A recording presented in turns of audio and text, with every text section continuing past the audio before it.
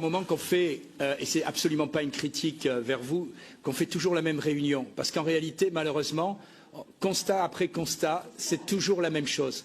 Et la question que je pose, qu'est-ce qu'on peut faire?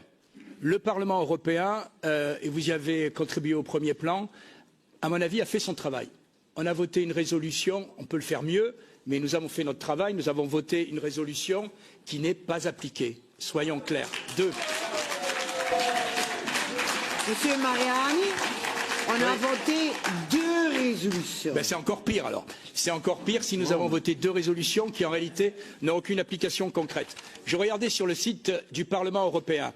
2021-2024, 260 millions pour le Rwanda. 2025-2027, 134 millions pour le Rwanda. 12 octobre 2025, Madame van der Leyen donnait 95 millions pour le Rwanda au Rwanda. Donc ce que je veux dire par là, et j'arrêterai là, c'est qu'il faut que la Commission européenne écoute le Parlement. Or, à l'heure actuelle, si le Parlement est clair, ce n'est pas le cas de la Commission européenne. Madame Kaja Kallas a reconnu pour la première fois, Monsieur Borrell ne l'avait pas fait, la responsabilité du Rwanda, et c'est très bien, mais il faut que...